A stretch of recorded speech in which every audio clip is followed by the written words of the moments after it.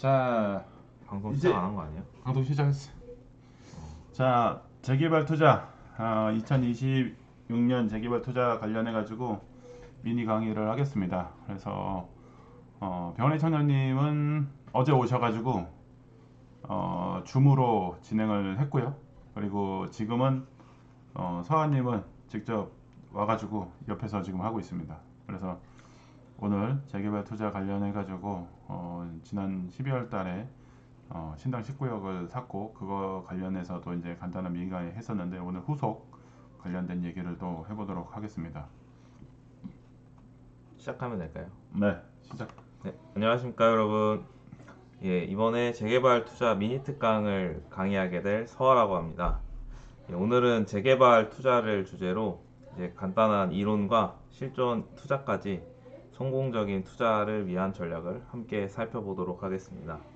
이게 재개발 투자는 높은 수익률을 기대할 수 있는 반면에 이제 사업 진행 단계가 되게 복잡하고 리스크 요인들도 상당히 많아서 철저한 이해와 준비가 필요한데요. 오늘 특강을 통해서 뭐 어떤 사례가 있고 저 같은 경우는 어떤 확신을 갖고 투자를 했는지 그리고 제가 투자한 사업성의 수익률은 어떤지에 대해서 좀 자세하게 설명을 드리도록 하겠습니다. 일단은 이 PPT는 되게 깔끔해 보이는데 요즘에 젠스파크라고 AI 툴이 있어요. 그래서 그거를 활용해서 제가 내용을 간단히 정리하니까 되게 간단하게 잘 만들어줬습니다. 그 멘토님 신년에 시드머니 특강도 되게 PPT가 깔끔해서 신경을 되게 많이 쓰셨다라고 생각을 했는데 멘토님도 역시나 젠스파크를 사용하시더라고요. 요즘에 AI 안 쓰면 바보지 바보. 그래서 여러분도 한번 PPT 만들 때 젠스파크 사용하시면은 유용할 것 같습니다. 네. 네.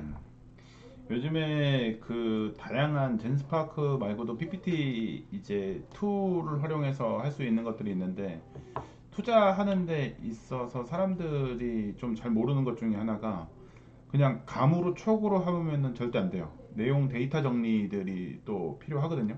데이터 정리를 해가면서 그걸 누적하면서 어떻게 할 것인가. 그런데 이제 그거를 또 정리하고 뭐 하려고 한다 그러면 한도 끝도 없어요. 시간도 많이 걸리고. 그런데 AI 활용을 한다 그러면 내 생각을 반영을 해서 만들어진 정리 리포트들이 있다 그러면 투자하는데 훨씬 효율은 높아질 수 있겠죠. 그래서 우리 하하님도 지금 젠스파크 이용해서 또 내용을 정리를 해봤습니다. 본인이 이제 자료 준비하고 생각한 것들을 내용을 넣어서. 그래서 이번 강의 목차는 크게 5가지로 구성되는데요. 이제 첫 번째는 재건축, 재개발, 이제 사전 이론 스터디를 간략하게 소개를 드리고요. 그 다음에 두 번째는 재개발 매수 시 주의사항. 이번에 재개발 매수 시 주의사항에 대해서도 거래를 하면서 문멘토 공인중개사 사무소에서 되게 많이 신경을 써주셨어요. 그리고 재개발 투자 분석. 저 같은 경우는 이제 신당 19억을 매수를 했는데요. 이제 제 실제 사례를 통해서 이제 얼마나 수익률을 예상을 하고 뭐 이제 리스크나 이제 그런 것에 대해서 설명을 드릴 예정이고요. 이제 네 번째는 이제 재개발 시장 전망과 투자 전략. 지금 뭐 이제 지선이 얼마 안 남았으니까 이제 그런 요인들로 한 번씩 이제 언급을 할 예정이고요. 마지막으로 5번째는 결론 및 Q&A로 이렇게 미니 특강을 준비해 보려고 합니다. 오늘 포인트 둬야 될 곳은 어디? 포인트 둬야 될 것은 아무래도 재개발 매수 시 주의사항과 이제 투자 분석. 왜냐하면 투자를 할 때는 항상 수익률을 생각을 해야 되기 때문에 2번과 3번이 제일 중요하다고 생각합니다.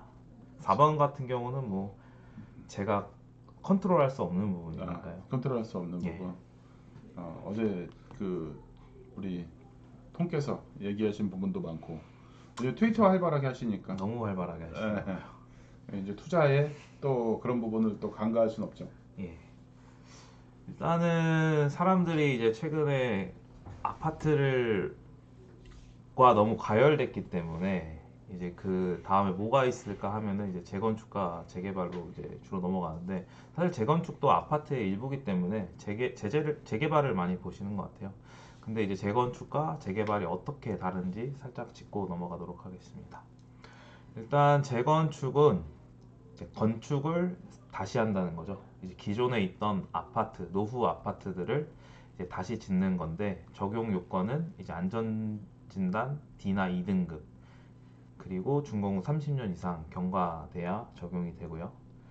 그리고 세입자 관련해서는 사실 크게 법적인 의무는 많지가 않습니다. 상대적으로 제한적이고 그다음에 주체나 조합은 이제 당연히 재건축이니까 아파트 주민들 위주로 중심을 되고 있는데 근데 이제 옛날 아파트 같은 경우는 이제 단지 내 상가들이 있으니까 그런 좀 상가들 이슈가 있습니다. 최근에 뭐 장미 같은 경우 그리고 대치 음마 이런 케이스에서 상가 이슈들이 있고 지금 대치 에델로이 같은 경우도 상가 분양을 못해서 이제 분담금이 크게 오른 사례죠. 뭐 약간 좀 다르긴 한데 뭐 그런 이슈들에서 재건축은 그런 이슈들이 있고 주요 리스크는 안전진단 통과 여부랑 이제 가장 큰 조합원들의 이익이 달려 있는 재건축 초과이익 한수제가 좀 리스크입니다. 재건축 같은 경우에 이제 조금 그 상가 이제 아파트 단지에 포함되어 있던 상가들이 지난 정권 때 상당히 이슈였는데 그래서 뭐 재건축 상가에 대해서 아파트를 줄 거냐 말 거냐 이거 어떻게 할 거냐 그게 상당한 이슈였는데 이제 다음으로 넘어오면서 재건축 상가들도 이제 아파트 값이 많이 오르니까 어떻게 맞죠. 해서든지 그 아파트 조합의 분위기를 맞춰가면서 또 움직이는 것도 또 지금의 분위기인 거고 음, 그런 상황이긴 한데 또 재건축 같은 경우에 지금 서울시 전체가 토이기도 하면서 또 한편으로는 조정 지역이 되니까 지금 조합 설립 이후에 걸려 있는 재건축들은 거래가 안 되는 상황이 되면서 또 깜깜이로 넘어가는 상황이 된 거죠. 그래서 이제 그나마도 이제 재개발로 넘어가게 되면은 조합 설립이 되더라도 거래는 또 할 수 있는 또 상황이 되니까 재건축에서 또 재개발로 또 흐름이 또 바뀌는 상황 이런 또 상황이 되기도 합니다. 그리고 다음에 재개발로 넘어가면은 재개발 같은 경우는 사업 목적 자체가 노후 주거지 정비. 그래서 뭐 건물 노후화나 뭐 기반 시설이 열악한 경우, 뭐 대표적으로 신당 네. 19구역이지 않습니까? 뭐 상계 구역도 그렇고. 그다음에 적용 요건은 핵심 정비 구역 지정 요건을 충족해야 되고 특히 노후도가 제일 중요한 것 같습니다. 재개발에 있어서는. 그리고 세입자 대책은 이주비나 뭐 이사비 지원, 임대주택 의무 비율이 최근에는 좀 이슈인 것 같고요. 그리고 주체나 조합은 이제 토지 소유자 그 조합이고 그다음 주요 리스크는 복잡한 권리 관계, 지분 쪼개기, 그다음에 뭐 세입자 이주 뭐 지연 명도 소송 뭐 그런 것들이 투자하는 데 있어서는 주요 리스크죠. 지금 신당 8구역 같은 경우에 지금 펜스를 다 쳤는데 여기도 그래도 상대적으로는 빨리 이주된 편이기도 하고 그리고 또 하나는 빌라가 많지 않다 보니까 또 그 여기 신당 8구역은 빌라 비율보다 단독주택 비율들 다가구 비율이 높다 보니까 토지 소유주, 건물 소유주가 한 명이라서 빠르게 좀 움직임 편도 있습니다. 그래서 이제 그런 상황이긴 한데 우리 서한님이 사는 신당 19구역의 노후도는 어떤 것 같아요? 심각하죠. 아 객관적으로 아니면은 본인 객관적으로, 본인 객관적으로도 심각하고 제 마음속으로도 심각하다고 계속 되뇌이고 있습니다. 아 우리가 지난달 1월 달에 아직 1월이구나. 예, 우리 1월 달에 신당 19구역을 다시 갔다가 얼음이 얼어서 예, 길이 많이 미끄러웠죠. 골로 갈 뻔했죠. 예, 예. 같이 가신 분들도 깜짝 놀라셨더라고요. 역 근처라 괜찮을 줄 알았지만 어. 당황하셨죠. 그래서 여기 가까운데 썩은 데가 어딨냐? 서울 음, 시내 잘 보셔야 됩니다. 역은 있으면서 썩은 데. 역도 역 나름인데 여기는 2호선, 5호선, 4호선, 6호선, 6호선 다 깔려 있죠. 그래서 3, 이제 그쵸. 그런 것들이 이제 최대 장점인 거고.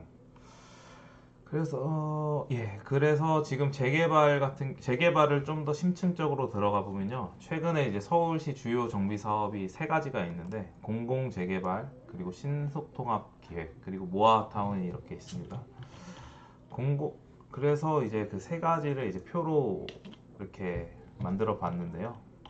이제 공공 재개발은 이제 LH나 SH 주도하에 정비 해제 구역이나 이제 노후 저층 주거지 위주로 이제 대상이 돼서 시행이 되고 있고요. 사업 방식은 말 그대로 공공이고 핵심 목적은 이제 사업성이 부족한 지역을 이제 공공이 돈을 투자를 해서 이제 진행하는 방식이고 아무래도 공공으로 하다 보니까 기부 체납 자체가 많은 단점이 있죠.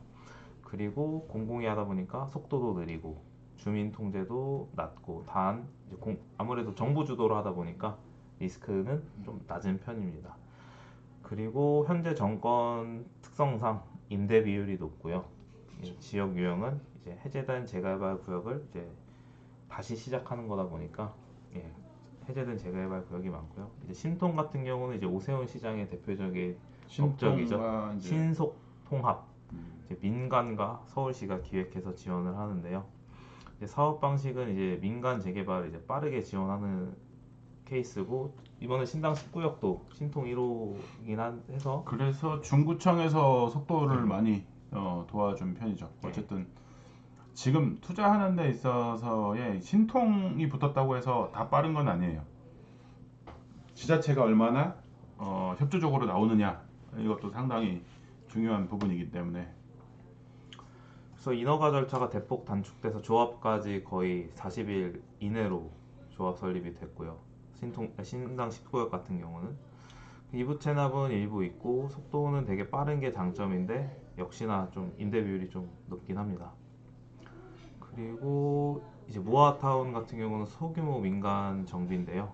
다가구나 다세대 밀집 지역에서 주로 시행되고 있고 소규모 필지를 묶어서 개발하고 있습니다. 이게 대규모 재개발이 어려운 노후 지역에서 이제 주로 진행되고 있는데 이게 좀 모아타운 경우는 좀 리스크가 있어서 개인적으로는 추천드리진 않습니다. 오히려 음, 모아타운이 지정이 되면은 빨리 팔고 나가는 것을 개인적으로 추천드립니다. 조합 설립 이후에는 그 양수 양도가 어려운 부분이 있기 때문에 이 점도 고려해서 모아타운은 진입하는 게 좀 필요하긴 하겠죠. 그리고 재개발 사업 진행 단계는 이제 크게 7가지 단계로 진행이 되는데요. 정비구역이 지정이 되고 그 다음에 이제 위원장 선출하고 동의서 진구하면 추진위원회가 이제 승인이 되고 그다음에 조합 설립 인가가 됩니다. 이제 조합 설립 인가가 되면은 이제 그 다음에 사업 시행 인가 진행되기 전에 시공사를 선정을 하고요. 시공사 선정하면은 사업 시행 인가가 진행이 되고 그때 건축 계획 확정 및 감정 평가를 실시를 합니다. 그래서 감평가가 나오고요. 그리고 나서 관리처분 인가가 나오면 분담금이 확정되고 비례율도 산정됩니다. 그러고 나서 이제 이주 철거 및 착공이 되는 거죠. 그러면 이주비 대출도 되고 이제 슬슬 조합은 일반 분양을 준비를 하고 있습니다. 지금 신당 8구역이 딱 이 6번째 단계에 진행되고 있고요. 그 다음에 신당 19역, 제가 산 신당 19역 같은 경우는 3번과 4번 사이입니다.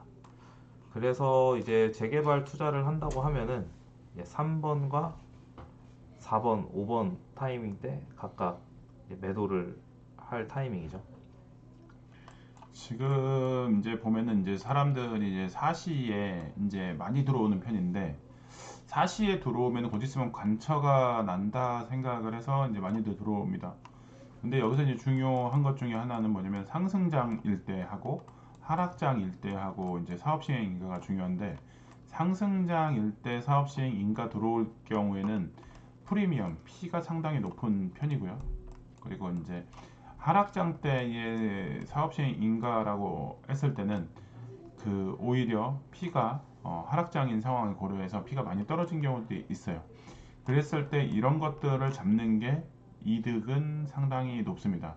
그런데 지금 같은 경우에 이제 보면은 지난 정권인 윤석열 정권이 빠르게 종료가 되면서 요 하락장 구간이라고 하는 국면이 생각보다 빠르게 종료가 돼 버렸죠. 그래서 이제 요때 지금 요 구간에서 이제 살 수 있었던 매물들이 그렇게 많지가 않았었습니다. 노량진 같은 경우에도 윤석열 정권 들어오면서 5에서 이제 금매에는 5에서 8억 사이까지 그 피가 형성이 됐었는데 최근에 지난주에 임장을 갔었을 때 18억 이제 제가 전리 데일리방에도 올려놨지만은 18억이 피입니다. 18억이 몇 구역이죠? 1구역, 3구역, 13구역이 18억, 예, 13구역이 18억 이렇게 돼 있습니다. 그래서 이제 지금 현재 상황들을 고려를 한다라고 한다 그러면 지금 되는 데만 빠르게 가고 있다. 그리고 현재 이제 오늘 우리가 얘기할 이제 노량진에서 이제 신당동으로 넘어와서 이렇게 봐보면 노량진하고 신당동이 어디에 위치해 있냐? 서울시를 이렇게 해서 이제 보면은 가운데가 한강이 통과하죠. 여기가 이제 노량진이고 신당동은 여기고 여기 위쪽에 이제 그 노원구 상계동 이제 순차적으로 얘기를 한다 그러면 상중하가 되겠죠. 여기는 지금 뭐 P가 뭐 1.3, 뭐 1.5, 뭐 이렇게 됩니다. 근데 이제 신당동은 중구입니다. 중구. 성동구하고 중구 이렇게 이제 용산구하고 바짝 붙어 있는 요 지역 같은 경우에 현재 8억? 8억 그 12억 P가 P가 신당 8구역. 18구역이 신당 8구역이 지금 현재 12억 나오고 여기 같은 경우에 좀 전에 얘기했던 노량진 13구역이 18억 이렇게 지금 나오고 있습니다. 그래서 이제 엄두가 좀 안 나는 상황이긴 하죠. 정부에서 이제 부동산 규제한 것도 있기도 하지만 또 한편으로는 가격이 올라가서 좀 부담스러운 부분도 있어서 조정을 좀 희망하는 사람들도 없지 않아 있는 상황이긴 합니다. 그런데 이제 중요한 거는 돈 여력이 된다 그러면 노량진 18억을 매수하는 것도 찬스 아닌 또 찬스가 될 수 있겠다. 그리고 이제 신당 8구역도 12억. 지금 깜깜이로 이제 들어갔는데 이제 뭐 말로는 이제 오래되신 분은 15억 받고 싶다. 매도를 희망하시는 분이 있긴 있어요. 근데 15억이다 보니까는 거래는 안 되고 12억까지는 거래는 지금 된 상황입니다. 그러다 보니까는 이제 상황 자체가 되는 곳, 괜찮은 곳은 계속 가는 상황이고 안 되는 곳 그리고 다시 부동산 시장이 꺼진다고 했었을 때 많이 경험들을 했죠. 분명히 오르는 것도 있고 꺼지는 것도 있고 이런 상황이 되는 걸 고려했을 때는 지역이 안 좋은 데는 하지 않겠다 이런 상황이 되고 있습니다. 지금 신당 8구역 같은 경우는 관처가 났는데 그래도 물건들이 조금씩 있긴 있나 보네요. 물건은 없는데 그 기존에 연락하고 있던 사람들 중에 팔고 싶다 15억을 주면 그래서 이제 그 보유 10년 거주 5년 했던 분들 중에서 세게 준다 그러면은 분담금에 대해서 이 부담이 있으니까 분담금도 적지는 않으니까 그래서 이제 그런 것들을 고려한다 그러면은 그 돈 받고 왜냐면은 그거 플러스 그 감정평가로 나온 금액까지 합하면은 근 20억 가까이 현금이 생기는 부분이니까 그것도 또 고려하시는 분들도 또 있는 상황. 네, 그렇게 지금 되는 거죠. 그럼 신당 지금 8구역 사고 싶으면 문멘토 공인중개사무소 연락하면 되는 건가요? 일단은 연락은 오는데 물건이 있을지는 물건이 없다. 그리고 간처 이후에는 거래가 거의 없죠. 안 된다. 현재 상황에서는 조정지역이기 때문에. 그 소유 10년 그러니까 이제 그런 사람들만 되는 예. 건데 그 건수가 없죠. 적죠. 그게 없기 때문에 사실상 거래가 어렵다. 그래서 이제 그런 상황이 되니까는 차라리 그럴 바에는 그 옆에 있는 신당 19역이 조합 설립밖에 안 됐기 때문에 가능성이 좀 있고 생각보다 빠르게 시공사도 선정된 부분이 있으니까는 그런 거를 또 생각을 해볼 만한 여지는 있다. 다음은 이제 조합원 자격 및 동의율인데요. 이제 재개발을 일단 하려고 하면은 이제 조합이 설립이 돼야 되는데 이제 조합원 자격은 정비구역 지정 고시일 현재 토지 소유자고 이제 토지뿐만 아니라 이제 지상권자도 포함이 되고요. 이제 설립이 되려고 하면은 토지 소유자가 4분의 3, 75% 이상이어야 되고 토지 면적도 절반 이상이어야 됩니다. 추진위 구성 시에는 과반수 동의가 필요하고요. 이제 사업 시행이랑 관리 처분 때는 또 별도 요건들이 필요하고 그 다음에 권리 산정 기준일은 이제 지분 쪼개기 금지를 위해서 이제 기준 일자 확인이 필수적으로 필요하고요. 그 다음에 기준일 이후에 신축 또는 분할된 물건들은 현금 청산 대상입니다. 이제 거래를 할 때 이런 부분 현금 청산에 대해서 조심을 하셔야죠. 이게 그래서 이제 그 지분 쪼개기가 될 만한 지역에 통하면서도 또 하면서 현금 청산이 안 되면서도 이런 물건들을 찾으려고 하는 분들이 엄청 많죠. 그래서 이제 요즘에 이제 자양동 일대, 자양동 일대에 싸게 어떻게 사보려고 하시는 분들이 상당히 이쪽으로 쏠리는 부분이 있고 제가 지난 정권 때 문재인 정권 때 우리 프리미엄 임장 다닐 때 항상 강조했던 부분 중에 하나가 지금 비싼데 마포구, 성동구 사지 말고 빨리 군자 자연. 광진구 사라. 광진구가 완전 뜰 거다. 그리고 한강에 붙어 있기 때문에.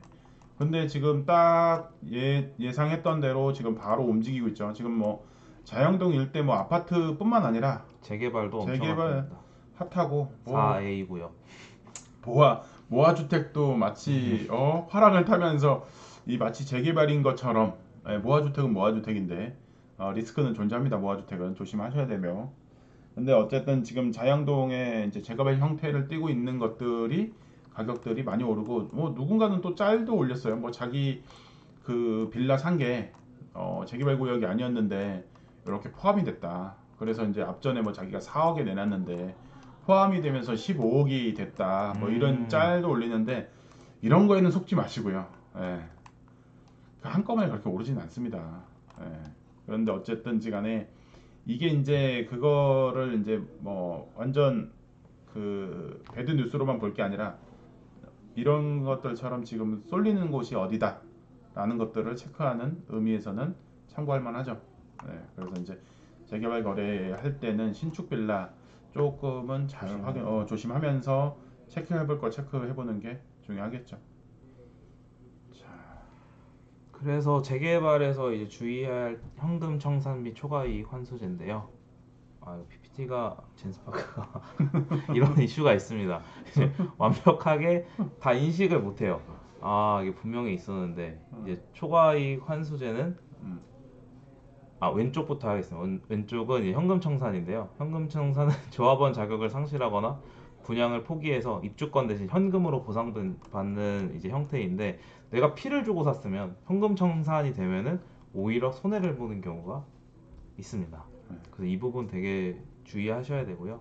그다음에 초과이익 환수제인 경우는 이제 초과이익의 일부 최대 50%까지 국가가 환수하는 제도고 미실현 이익에 대해서는 이제 부담금이 나가기 때문에 조합원 부담이 있습니다. 그래서 이 부분 때문에 이제 그 재건축에 대해서 조합들이 뒤로 미루려고 하는 조합들도 있어요. 그래서 이제 현재 정권이 끝나고 나서 다음 정권 때 이제 바뀌면은 진행을 하려고 시도하는 조합들도 일부 있어서 이런 것들이 투자할 때 유의사항 중에 하나예요. 진행이 나 혼자서 빨리 될 거라고 생각할 게 아니라 뭐 누군가가 뭐 그래요. 재건축은 빠르고 재개발은 느리고 그거 절대 아닙니다. 재건축도 재건축 나름인 게 그렇게 따졌으면 음마가 됐어야지. 음마가 이미 아파트가 돼서 신축 아파트가 됐어야지.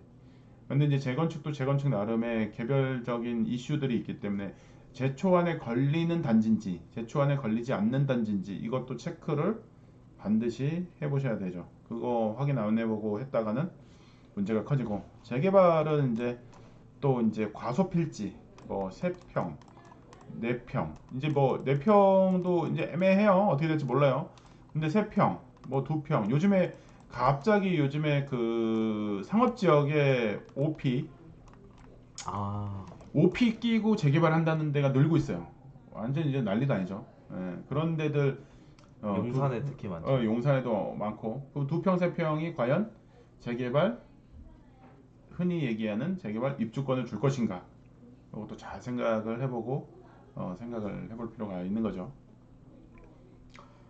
그래서 재개발 매수 시는 이제 크게 6가지 투자 리스크를 고려를 해야 되는데요. 일단은 사업성이 제일 중요하죠. 투자이다 보니까 이 사업성이 얼마나 나오느냐가 제일 중요하고, 그다음에 이제 권리관계, 현금 청산 대상이냐, 그리고 또 다른 거는 이제 다물권자 이슈도 있어서 다물권자인지를 파악을 해야 되고, 그다음에 이제 자금 리스크. 뭐 이거는 뭐 거시적인 문제라 개인이 크게 고려할 부분은 아니지만 그래도 이제 둔촌 사태 그때 PF 리스크가 항상 있어. 강원랜드 사태 뭐 그런 리스크도 발생을 할 수 있고, 그다음에 일정 지연 이제 내분 및 소송이 있는데 이제 최근 같은 경우는 이제 상대원 2구역이 이제 조합이랑 건설사랑 지금 파이팅 한번 하고 시공사 해제 관련해서 소송을 진행을 할 것 같고요.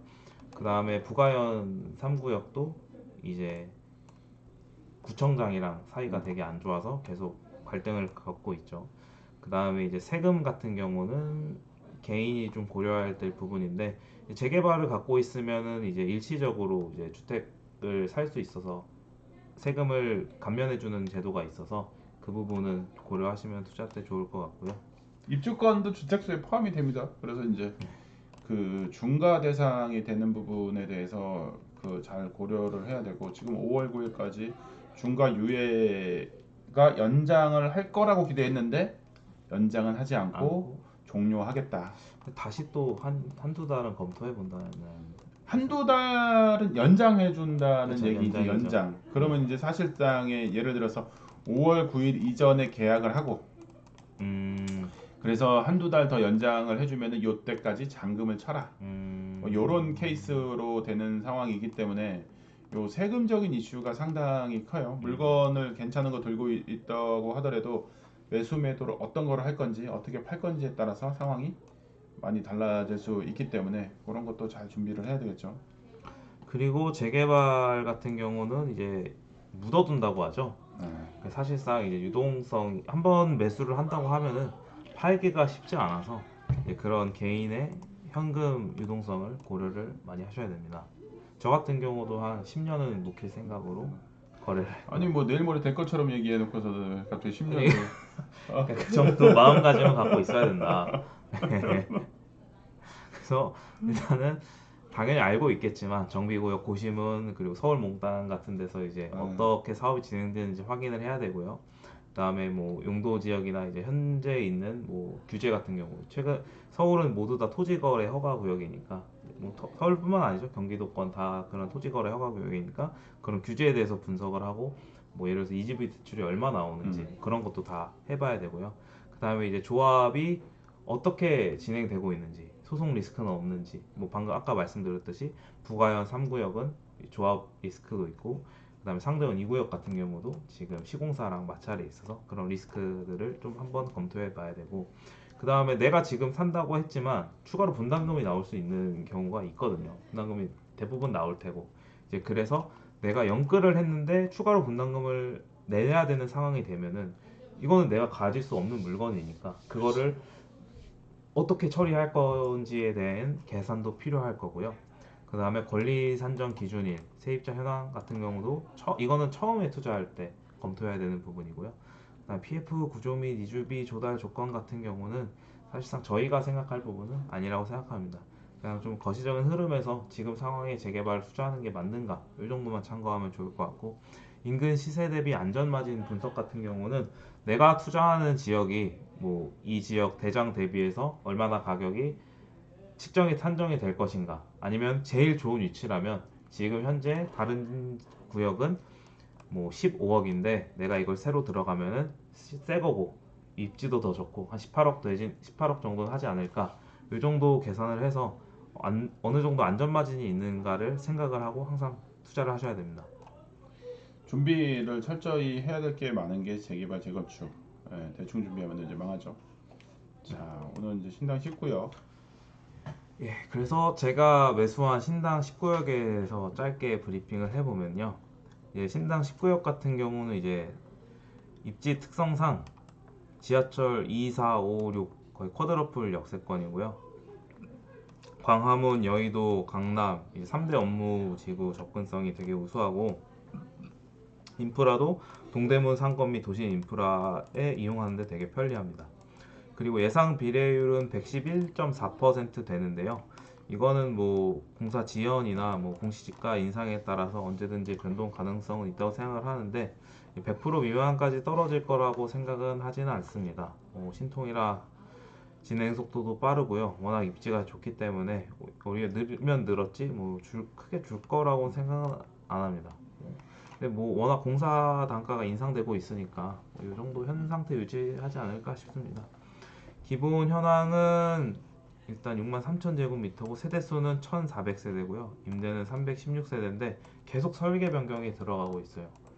그리고 조합원은 760명이고 이제 사업성은 건폐율 28%, 용적률 294%고요. 그다음에 사업 단계는 현재 조합 설립했고 시공사 선정은 완료됐는데 이제 사시는 지금 현재 진행 중입니다. 시공사는 GS랑 현산 두 개 컨소시엄으로 진행되고 원래 신당 19역이 조합이 설립됐다 해제된 경험이 있어요. 2015년에. 예. 근데 그 전에 조합에서는 시공사를 GS로 했었는데 그래서 이번에도 GS가 본인들이 될 줄 알고 준비를 좀 덜 했다고 해요. 그러다가 이제 하산이 워낙 잘하니까 이제 결과적으로 이제 컨소시엄 형태로 간다고 하더라고요. 그래서 가칭, 네. 광희문이 요 앞에 있습니다. 여기 동역사 앞에 여기 역사공원이라고 돼 있는 여기에 광희문이 있는데 그래서 지금 보면은 이제 광희문이 보이는 그 저쪽에 가면 서쪽에 가면은 경희궁자이가 있고 여기는 광희문이 있으니까 광희문 자이엔 아이파크가 되면 또 분위기가 또 많이 달라지긴 하겠죠. 요거 이렇게 써놓은 이유는 마을 개인의 사심이 많이 들어간 것 같은데 27년에 상반기 사업 시행인가 28년에 관처 하반기 이주 뭐 이렇게 되면은 뭐 신당 8구역하고 같이 입주를 하겠다는 얘기 같은데 아 이거는 어, 제가 한 게 아니라 GPT가 해준 거기 때문에 GPT가 저를 상당히 좋아하나 봅니다. 주인의 마음을 읽어서. 32년 12월에 입주를 한다는 거는 좀 오바 같은데 한 35년은 기대해봐도 될까요? 35년도 쉽지 않은데 35년도 쉽지 않아요. 아, 일단 마음을 비워두겠습니다. 마음을 비워두는 걸로 예. 그게 마음을 비워둘 때 속도가 더 난다. 예, 알겠습니다. 마음을 비워두지 않으면 답이 없다. 네. 공사비 830만 원은 더 올라갈 걸로 예상이 됩니다. 예, 더 올라가겠죠. 쭉쭉쭉 예. 올라갈 거가 됐고, 그리고 어쨌든지 간에 여기 지금 10억 5천, 요 10억 5천의 근거는 신당 8구역을 근거로 한 것 같은데 예. 택도 없습니다. 더 올라갈 거다.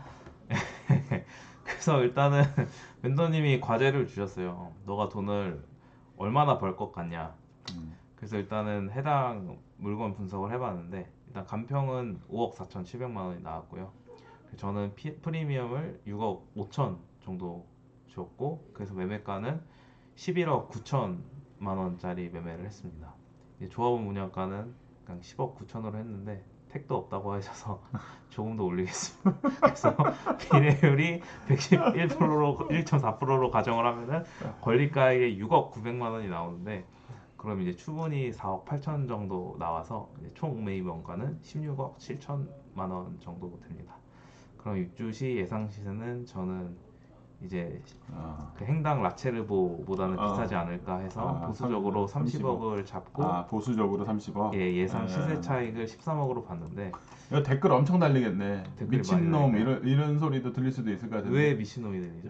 30억 안 될 수도 있다고. 행당이 지금 30억인데 신당 19억이 안 될 거라서 행당동은 성동구잖아. 바로 옆에 붙어 있지 않습니까? 그리고 지금 신당 쪽이 얼마나 재개발이 많이 되고 있는 약간 뉴타운급으로 되지 않을까. 예. 그래서 예상 시세 차익은 13억. 예, 13억. 근데 보수적으로 아까 공사비 언급도 하셨고 하니까 조합원 분양가 13억 해서 10억으로 10억으로. 깔끔하게 10억만 가져가겠습니다. 10억만 가져가는 걸로. 10억만 10억만 가져가는 걸로. 예. 변수는 이제 일반 분양가가 10% 상승하면은 비례율이 한 4% 정도, 3, 4% 정도 오르더라고요. 아마 3천만 원 정도 이제 예상을 하는데 생각보다 분양가가 오르는 거에 비해서 제 수익이 크지는 않더라고요. 그런 부분이 참 아쉬워요.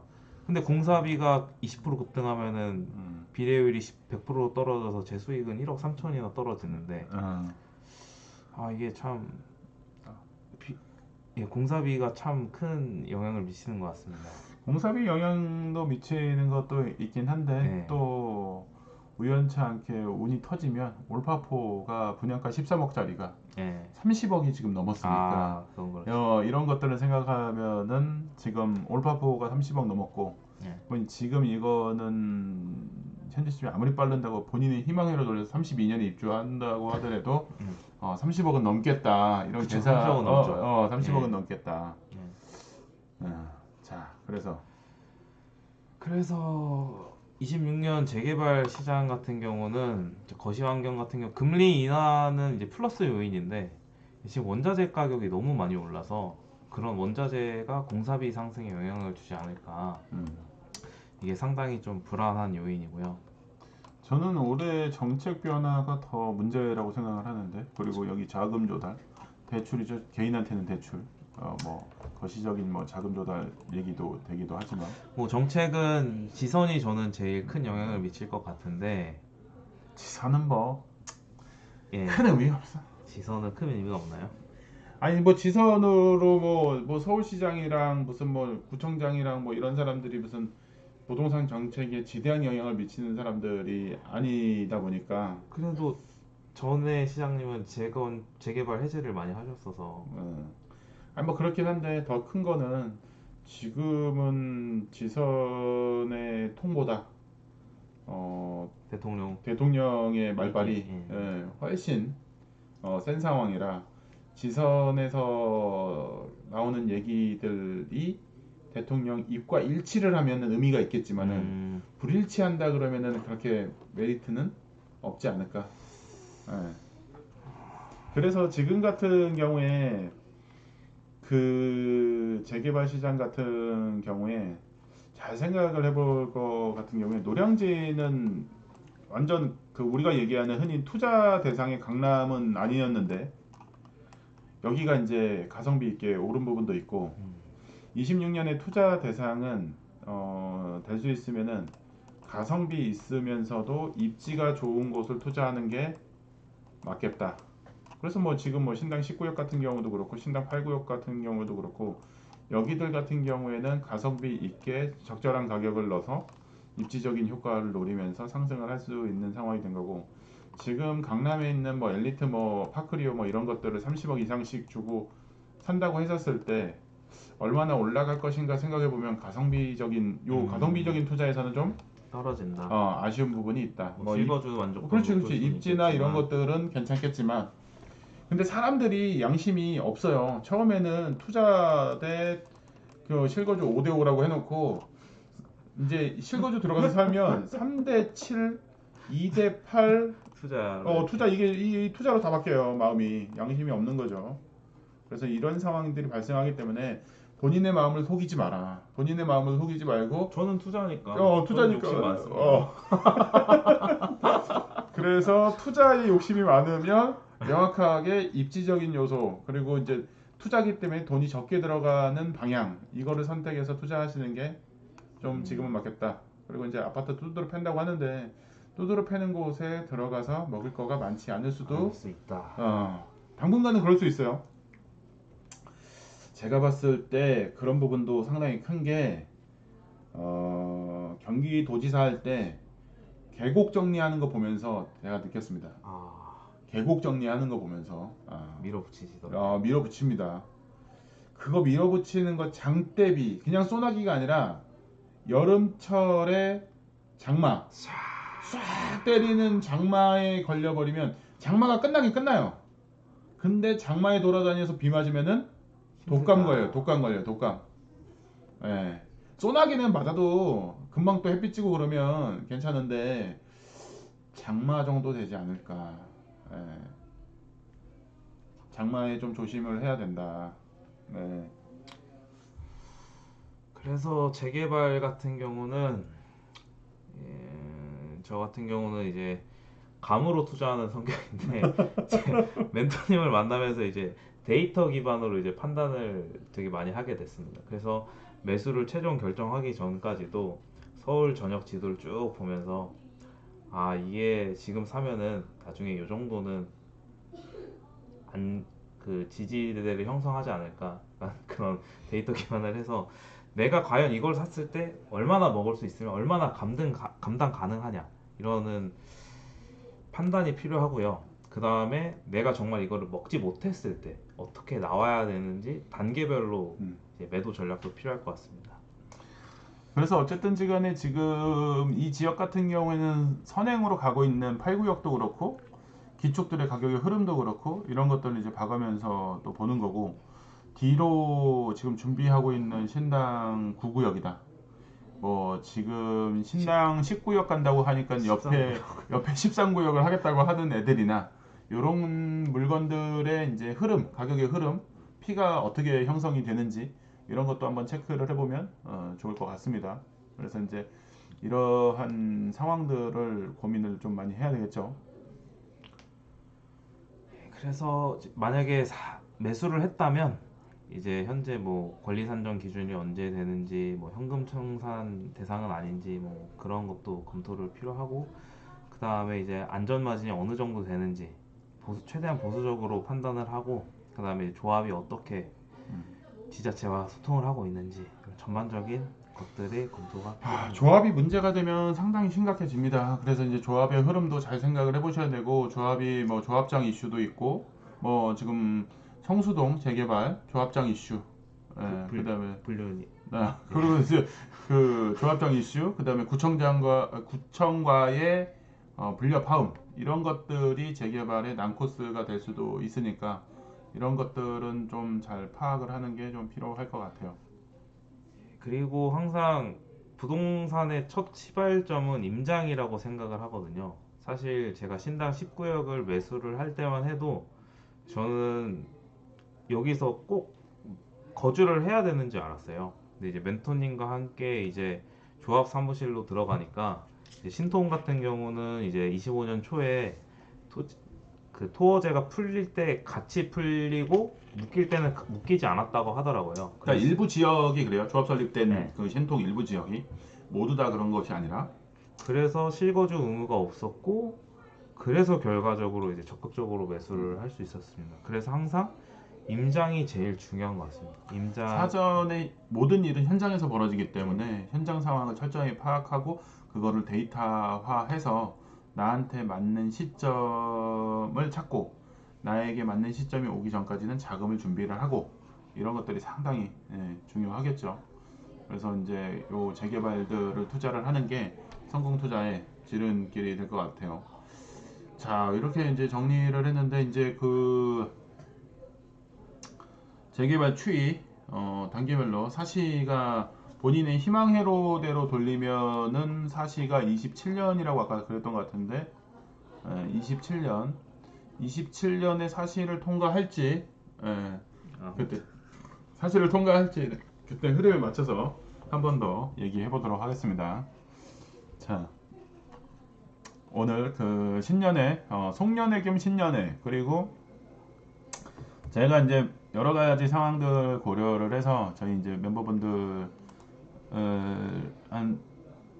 한들도 이제 다 같이 모이면 좋을 것 같아서 어, 여기 지금 보니까는 강남에 있는 아파트 해임총회 소집 요구 발의서 뭐 이런 것들도 막 지금 올려주셨네요. 그래서 이제 톡방에 그래서 이제 이런 것들도 한번 한 번씩 참고해서 이제 보시면 톡방들이 많이 돌아다니니까 지금 이런 변동 사항들이 있어요. 리스크에 대한 분석도 꼭 필요하니까 그런 부분도 또 참 감안을 하셔서 재개발 투자 올해 하시면 좋을 것 같습니다. 아파트가 지금 막히고 있습니다. 그리고 이제 자금 상황들을 고려를 했었을 때 어떤 대안 투자가 맞을 것인가, 주식도 맞을 수 있고요. 다른 투자들도 맞을 수 있고, 그래서 여러 가지들을 고려를 하면서 투자를 생각을 해보시는 게 좋을 것 같습니다. 올해는 변동성이 상당히 큰 장이 될 거기 때문에 그런 것들도 생각하시면서 투자를 하면은 상당한 수익을 거둘 수 있지 않을까 생각이 됩니다. 오늘 신년의 라이브 여기까지 진행을 하도록 하겠습니다. 오늘 시청해주셔서 감사합니다. 수고하셨습니다.